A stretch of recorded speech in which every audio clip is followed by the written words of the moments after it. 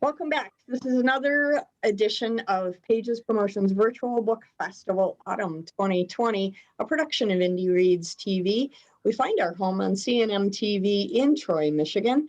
And tonight we are welcoming back Jacob Bullen, and he's going to be talking to us about his writing process and his roots in writing and some of his quirks and foibles and whatever else we can think of to ask him about tonight. So this is the room's opportunity to jump in and pick Jacob's brain a little bit.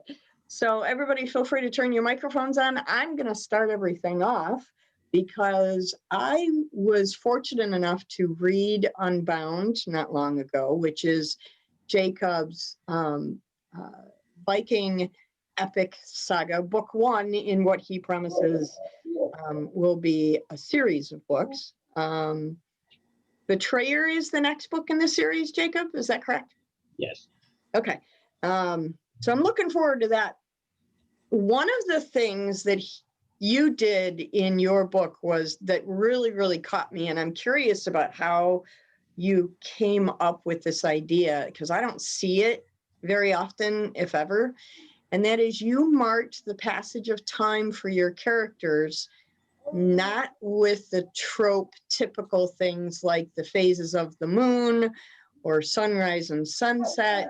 You did some really cool stuff like measuring time with how an adversary was getting closer, or how your main character was mastering a new language. These are things that you utilize to show passage of time.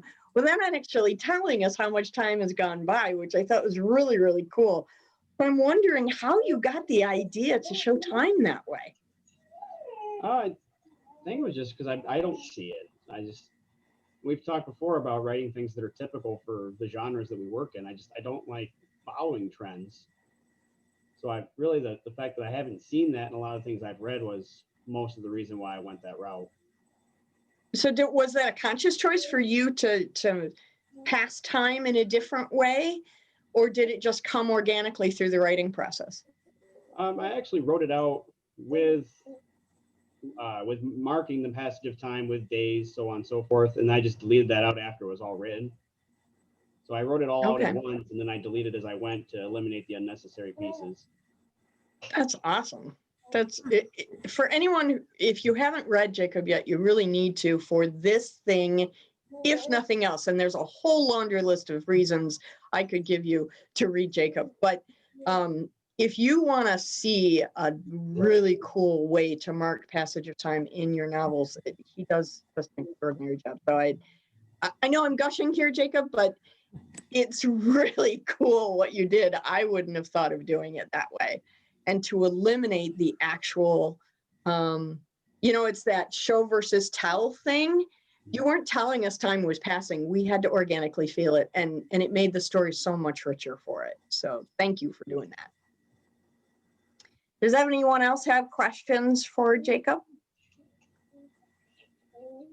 What is your writing process like? Do you have to sit down and have certain music playing, or is it just catch as catch can whenever you get a second, you sit down, or dictate it into your phone while you're waiting for something? What's your process like? Well, I write while I'm on my breaks at work.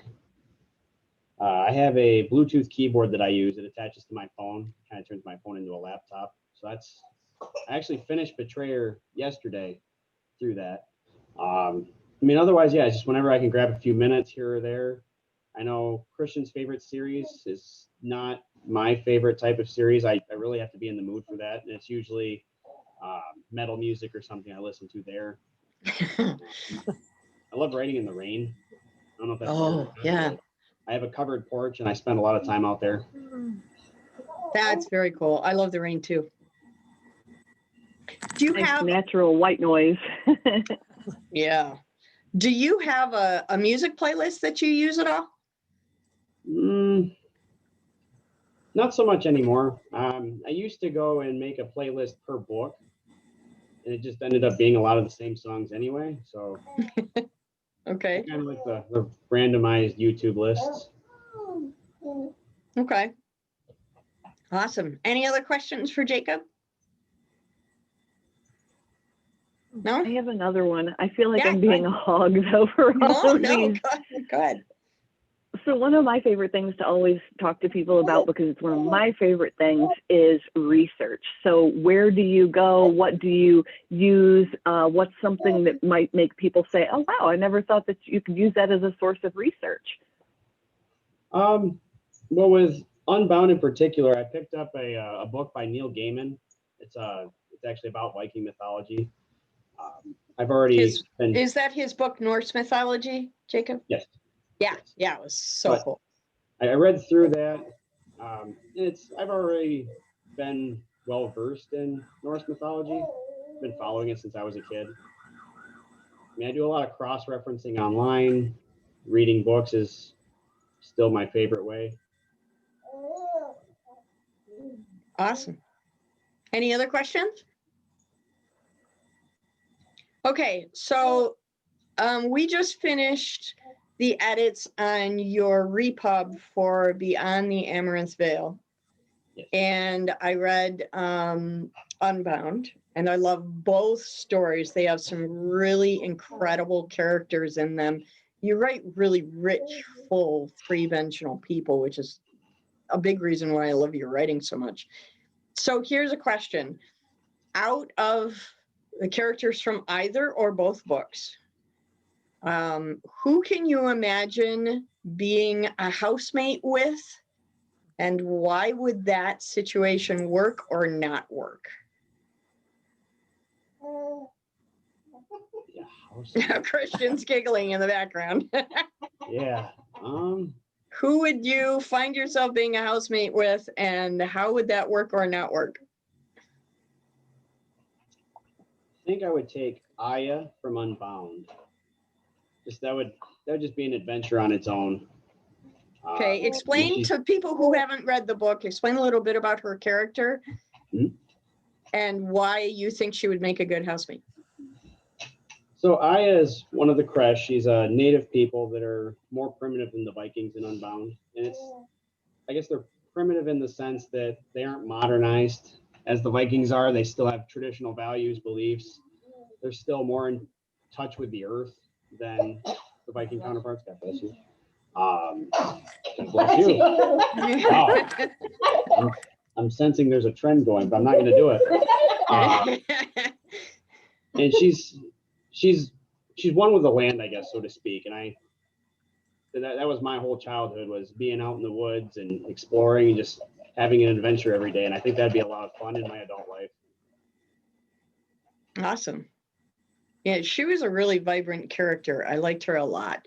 What I liked about her in particular was she spoke a different language. And so we got to know her through emotion and action rather than words. And again, you handled that masterfully. So it's very, very cool. It's very cool. For people who haven't read Unbound, you really need to. It's filled with examples I'm going to be using in my upcoming writing workshops, because it's just filled with, oh my gosh, do this because it works. So I'm hoping to have Betrayer to you shortly, because Christian's team Aya now. Awesome. Any other questions for Jacob? Yep, go ahead, Luba. Jacob, who inspires your characters? Because it's an imaginary world, are they totally imaginary, or do you draw from people that you know, like a lot of other writers do? I'm going to say both. They're not totally imaginary, but there's definitely aspects of people close to me and people I know. I think she's smiling behind me. There's definitely aspects drawn from just my family life and people that I've met and encountered, people I've read about, that definitely carry over into my characters, yes. I'll let you know if I ever find myself in one of his books. I'm hoping not, because I don't know. Other Christians of my personal quirks end up in there too. She's always yelling at me about nothing being sacred, and Yeah, it's kind of like, what it might be like to live with a full-time comedian, where you find a lot of your personal life on the stage. Mm-hmm. Yeah, it's got to be a touchy area to live with. Anyone else have questions? Dave or Michael? Kind of just piggybacking off of that question, where do you get the characters' names from? A lot of times, I'm going to reference Legends of Valoria, the first series I did, well, that I published, not the first I wrote, the first I published. Their names are based on the etymology, or like the values that they represent. I mean, like Alec Dante translates to the defender of men, or man. Zealous was because of the value zeal. Eliza's very graceful. I guess the same could be said with the Unbound characters for the most part, although I also took names that I really enjoyed. Awesome. Any other questions? Okay, I'm going to my list. Out of all of the books that you've written so far, tell us about your favorite location that you've written about, either real or imagined, and why it's your favorite.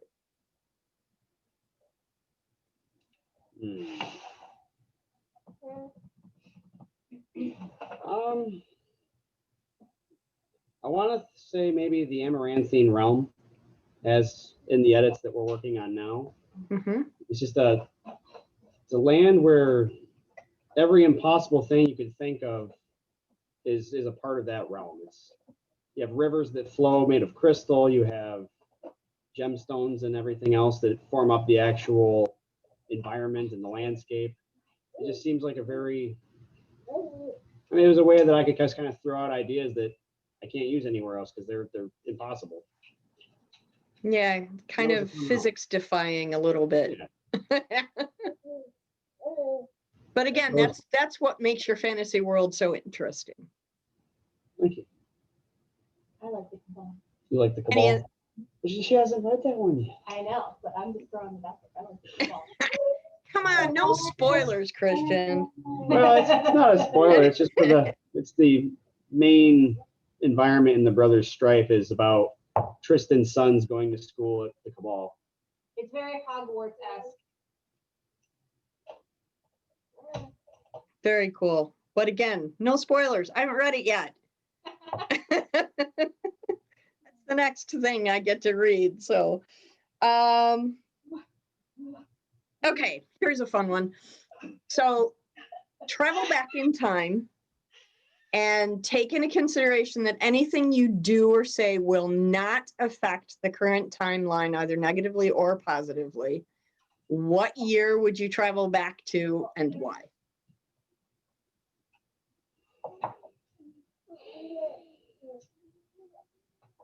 I don't know as a specific year, but I think I would want to have a long conversation with Mark Twain. Okay. A book that I'm researching for right now, I'm reading some of his work and whatnot for. And I'd really like to get a sense of where he was and who he was and his style. Yeah, he's a character. There you go, Tom Sawyer. When I was doing professional theater, we did a musical stage play about his life, which was really fascinating. It started from the beginning of when he started his writing career, changed his name, and then all the way forward to his death. There's this 2-hour epic stage play with singing and dancing.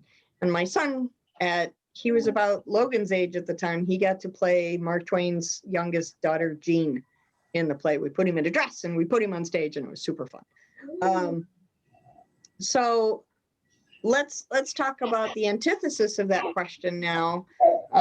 What would be a time period that you would absolutely avoid at all costs? Beyond the current one? Yeah. Yeah, you can't choose now. I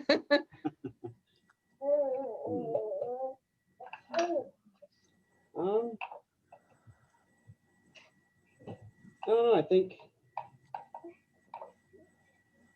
maybe I just avoid the future. I don't want to know what happens yet. Okay, that's fair enough. Awesome. Does anybody else have any questions? I feel like I'm dominating the conversation here. Jacob, I can't remember if during your reading whether you talked about your writing journey and when you started to write. If you could talk a little bit about that. Yeah, I first started writing when I was 8 years old. I'm just a bored country kid. There wasn't really much to do. You were in the house, grandma was yelling at you to do chores, so you got out of the house as much as you could. And I had my little brother I had to entertain, and we just came up with stories. And by about the age of 8, I was writing them down. Kind of drifted in and out of it throughout the years. And then I took a creative writing class my senior year of high school, and that definitely just brought it all back with and then some. So I finished my first 3 books when I was in that class. Wow. I mean, they're hidden somewhere deep in my desktop, never to be revealed again. But You have to start somewhere. right. Well, it's amazing to me as many authors as I talk to, and I try to go to, pre-COVID, I was trying to go to a lot of professional author readings, and every single one of them, it seems, whether you're a professional author, whether, and by professional, I mean traditionally published, because we as independent authors are professional just as much as anybody else. But the trad authors, the independent authors, people who are just coming up, everybody says they have at least like 2 to 3 manuscripts tucked in a drawer somewhere that are never going to come out again. Even people like Stephen King and Steve Berry and Lee Child, they all have manuscripts tucked away. So I find it fascinating that we who chase this profession seem to have a lot of things in common. Always seems to amaze me. Anybody else have questions? No? Okay, so Jacob, let's talk about the hard stuff. We, in this book festival, one of the reasons why we're doing it is greater outreach, greater opportunity to allow readers to discover you and your work. So let's talk pre-COVID, because everything changed in March. So before March, what were your most effective marketing strategies?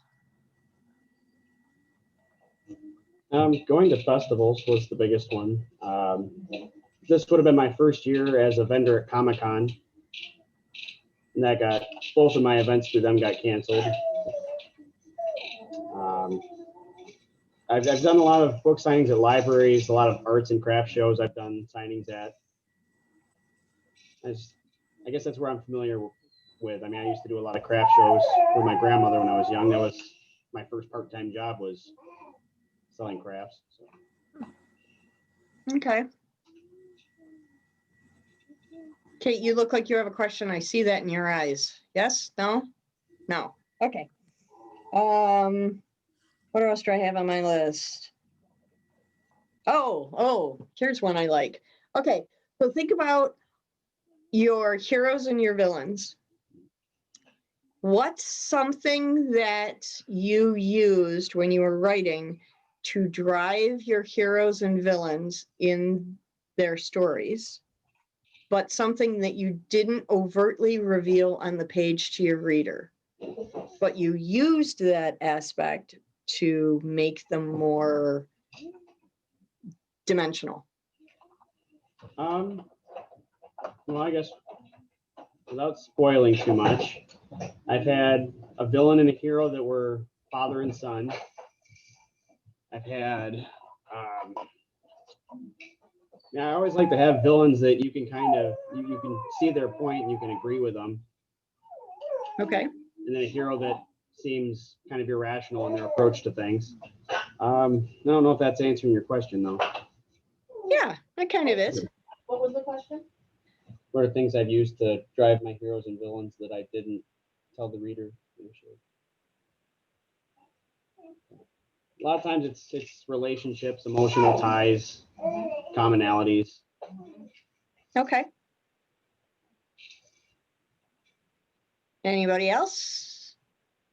I thought of one. Okay, go.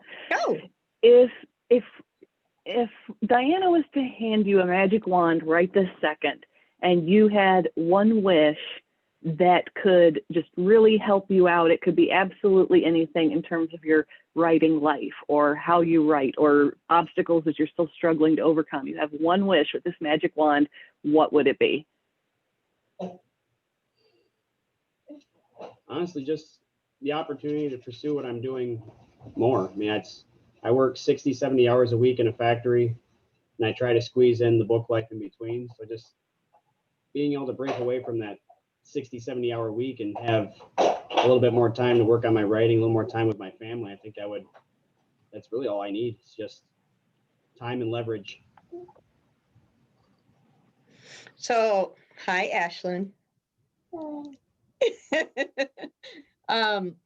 One of the things I know about Ashlyn is an aspiring author as well. So my question is for Ashlyn, since you're standing right there, what's the best thing that your dad has taught you about writing?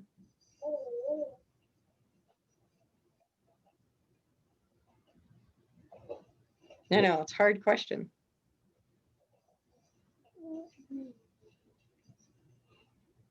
Okay, maybe not the best thing. What's one thing that your dad has taught you about writing?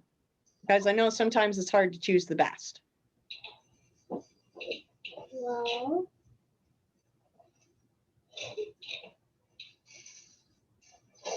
I think I have an idea. I know, it's like being in the TV studio all over again, isn't it, Ashlyn? Okay, Jacob, see if you can help her out. I know what you mean. So what's something that your dad taught you about how to write stories? What's something I taught you about how to write stories? How you Imagine approach it in your head. visualization. Yeah. We talk about that a lot. Yeah. Very cool. When she's trying to tell me about her ideas and I'm writing them down for her, we actually have a lounge in the back behind us that usually she'll lay down on the lounge and I tell her to close her eyes and tell me what she sees and tell me about her stories. And that's usually, well, actually, I think it's without exception, that's how we've gotten all your stories written down. Or, you know, the time that we sat at the dining table and I just told you about parts about the wolf. Right. We bought the kabuki masks. That way you could act them out for me. Oh, You couldn't can I show? explain them. Just be careful. For her comic book, Fox Girl and the Wolf Man, she needed a way to kind of act out her stories because she couldn't explain them. Right. We bought kabuki masks. Very That way cool. she could be in character, and she's the energetic Fox Girl, and I'm the grouchy old Wolf Man. So we kind of have a play of sorts back and forth to help her get her ideas out. What an excellent idea. That's a great idea even for those of us who've been doing it for a while. How awesome is that? Can I borrow that idea, Ashlyn, for my writing workshops? Sure. Awesome, thank you. Does anybody else have any questions? Okay. Okay, what's the one scene? Let's talk about Unbound, because Beyond the Amaranth Veil hasn't been re-released yet because we're doing new pubs on it. But Unbound, what's the one scene that you a scene, a character, or a plot line? What's the one that changed the most dramatically from first draft to finish pub?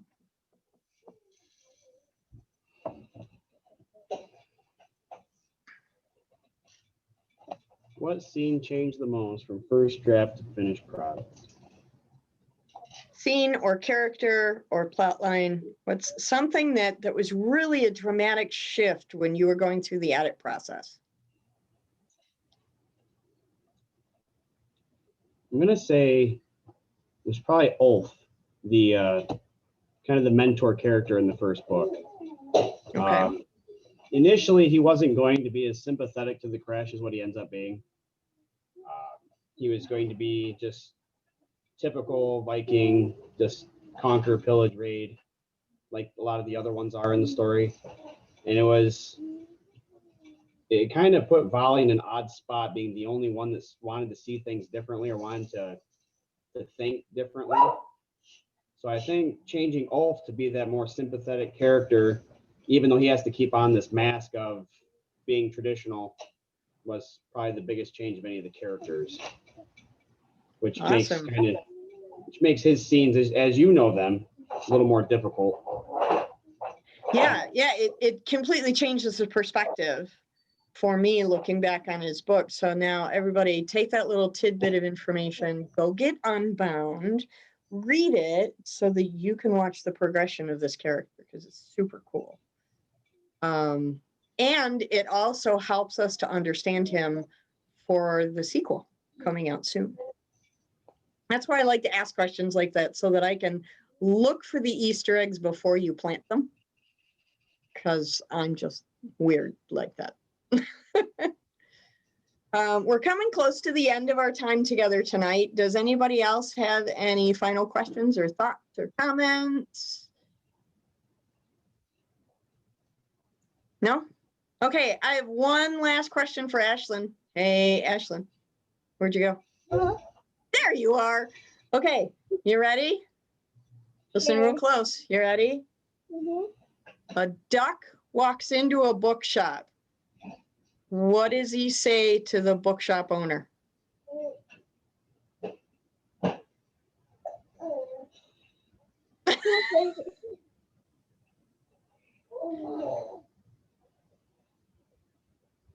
No?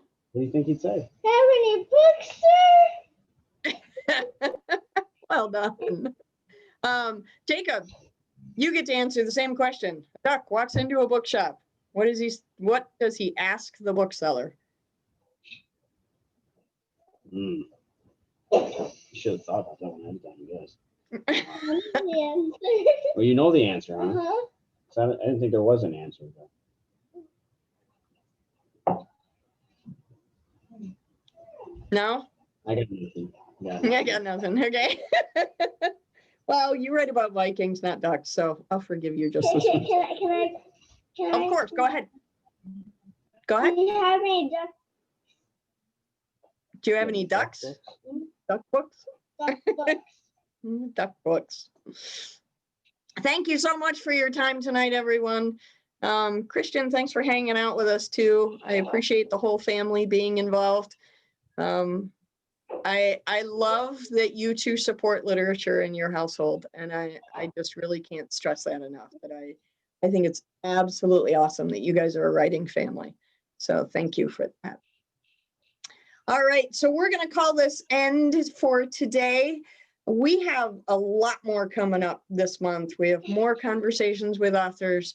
Now that you've seen a couple of these open conversations, feel free to come back later in the month, visit the other authors, and this is your time to ask all those questions you never got to ask before. For those of you who have not read him yet, you really need to read Jacob Bullen. I will put a link on Facebook to his work so that you can find him. And I highly recommend that you read him. You're just going to love what he does with character and scene and setting, and it's pretty astounding. So thank you, Jacob, for being with us tonight. Thank you for having me.